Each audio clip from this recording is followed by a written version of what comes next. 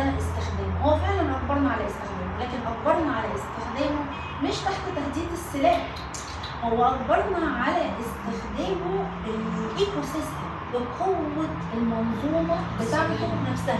لما جه جوجل يبتدي كان قصاده او كان معاه او كان في توقيت ما ظهر كان في ياهو، كان في كذا هوت ميل وكذا براوزر تاني زيه.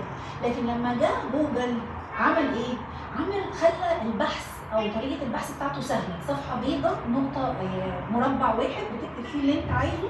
فانت عقلك كانسان بشري بيحتاج الاسهل والابسط.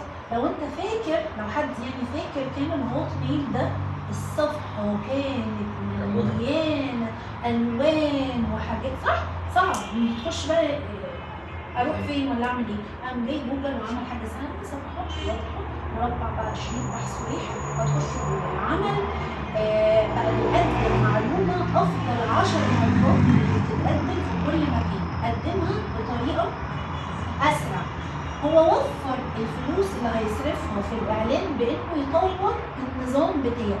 ومع الوقت بقى اصحاب المواقع علشان الناس بتستخدم جوجل اللي هو الاس بي او بقوا بيجهزوا نفسهم عشان يحطوا نفسهم على جوجل علشان الناس تشوفهم. عمل جوجل حاجه تانية علشان الناس تستخدمه اول ما بدا، انه عمل حاجه اسمها خاصيه الندره. ايه خاصيه الندره؟ ان علشان انت يبقى عندك ايميل جوجل لازم يجي لك دعوه من حد تاني عنده ايميل جوجل. فبقت الناس متلهفه عشان انت يبقى عندك ايميل جوجل لازم انا ابعت لك دعوه فانت تعمل ايميل. فبقى في ندره، والندره دي عملت ايه؟ عملت انتشار اللي هو زي التسويق الفيروسي. يعني بقى كل واحد بيقول للتاني، وكل واحد عايز زي التاني، زي ما انت عندك انت عندي، فابعت لي دعوه وانا هبعت لك دعوه وانا هبعت لفلان دعوه. فانتشر الموضوع بشكل ايه؟ اسرع واكبر وكده.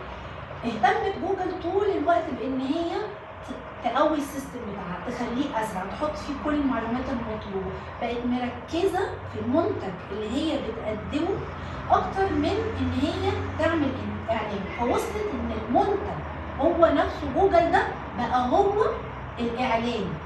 ولما يوصل في الماركتنج ان المنتج يبقى هو الاعلان، دي بتبقى اهم وافضل واعلى نقطه ممكن يوصل ليها الماركتنج، اللي هو بقى ايه اسمه؟ برودكت ماركتنج فيت. يعني المنتج مظبوط بالظبط على مقاس العميل او زي ما العميل عايز بالظبط. فلما جوجل وصلت لكده هي اصلا مش محتاجه اعلان، هي الاعلان، المنتج هو الاعلان. الناس اللي بتتكلم على الاعلان ووظفت كل الناس بيتكلموا عنها وبينصحوا بيها ببلاش.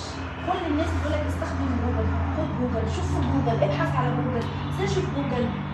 كم مره بنقول جوجل؟ ما فيش يوم بيفوت غير يا اما بتفتح جوجل يا اما بتقول جوجل يا اما بتسمع عشان جوجل كل السيرفيس اللي دلوقتي. لكن هو من اول ما ابتدى هو انتشر مش بقوه السلاح، هو انتشر بنفسه بالتطور اللي هو بقى يعمله في هو استخدم اليوزر في الدعايه بالظبط. يعني انا بستخدمه وفي نفس الوقت بعمل له الدعايه من غير ما احس.